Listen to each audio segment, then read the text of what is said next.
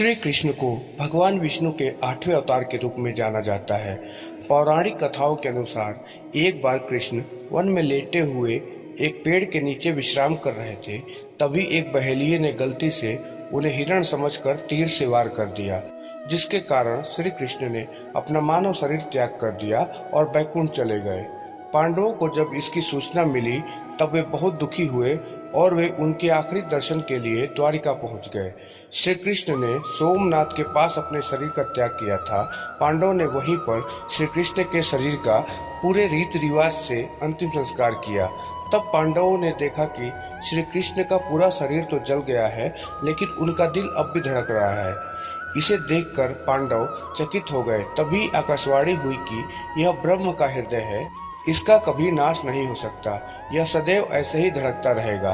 कृपया आप इस हृदय को समुद्र में प्रवाहित कर दीजिए। इसके बाद पांडवों ने श्री कृष्ण के धड़कते हुए हृदय को समुद्र में प्रवाहित कर दिया। समुद्र में पहुंचने के बाद कृष्ण के हृदय ने लकड़ी के एक लट्ठे का रूप ले लिया और फिर तैरते तैरते उड़ीसा के समुद्र तट पर पहुंच गया। जब कृष्ण का हृदय उड़ीसा के तट पर पहुंचा तब वहां के राजा इंद्रद्युम्न को श्री कृष्ण ने उसी रात सपने में दर्शन दिए। श्री कृष्ण ने सपने में उनसे कहा कि वह समुद्र के तट पर एक लकड़ी के लट्ठे के रूप में मौजूद है। आप उनसे एक मूर्ति का निर्माण कराइए। सुबह उठकर राजा सबसे पहले समुद्र तट पर पहुंच गए। वहां पहुंचते ही उन्हें वह लकड़ी का लट्ठा दिख गया।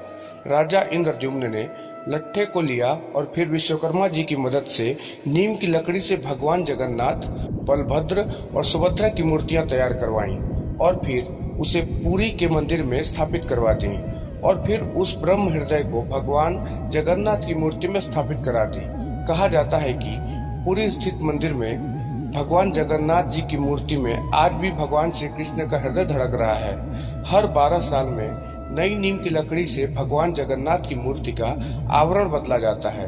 फिर उस ब्रह्म हृदय को भगवान जगन्नाथ की मूर्ति में स्थापित किया जाता है। उस ब्रह्म हृदय को स्थापित करते समय पूरे मंदिर में अंधेरा कर दिया जाता है। जो पुजारी उस मूर्ति को बदलते हैं वे भी अपनी आंखों पर पट्टी बांधे रखते हैं और उस लट्ठे को एक दस्ताने की मदद से छूते हैं। कहते हैं कि उस मूर्ति में कृष्ण का हृदय धड़क रहा है। उसमें से निकल रहे तेज को अगर कोई देख ले तो उसकी मृत्यु निश्चित है।